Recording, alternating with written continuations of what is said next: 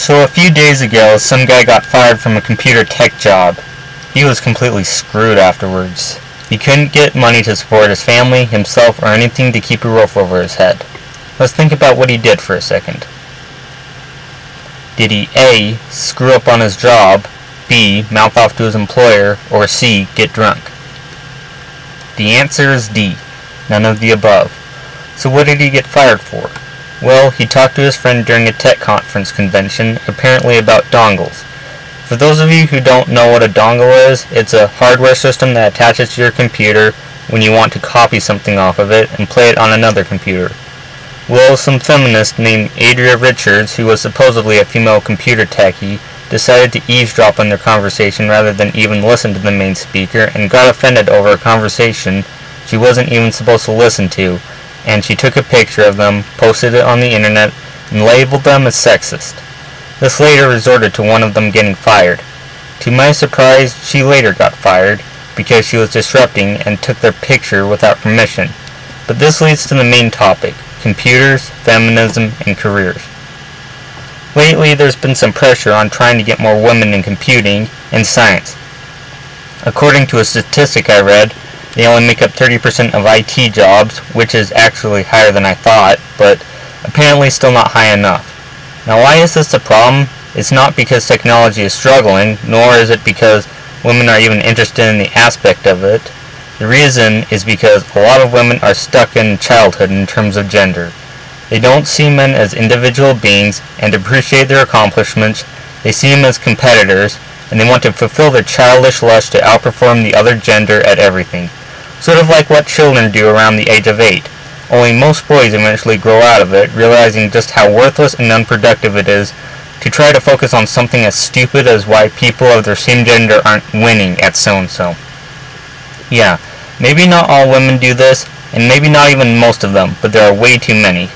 If you've studied feminism enough, you realize that the goal of it is to try to outperform men on every level. Don't believe me? Well, try looking at the reasons why boys are doing worse and worse at school.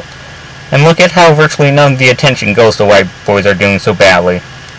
Unless it's just a slap in the face, like, girls are leaving boys in the dust, ha, which, by the way, is also something most males grow out of. But it's not just that. Feminism spend 50% of the time bragging about how great and how much better women are since they outnumber men in college, the workplace as a whole, and how they make better parents. If that's even true. All the while spending the other 50% crying discrimination in certain areas that contradict their theory, like why are there more women in certain areas of the workplace men actually do better at, and why aren't there more female politicians? But the main problem for me is IT corporations and science, since those areas are of interest to me. I oppose having the gap close in those areas, and am not apologetic about it either. This is for 3 reasons. The first one is because men are actually interested in this subject and shouldn't have to put up with women that just want to show off arrogantly about female power but aren't too interested in the actual subject.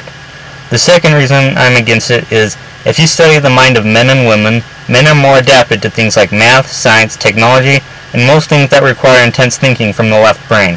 Women are more into careers like cosmetology, raising children, and almost anything to do with health.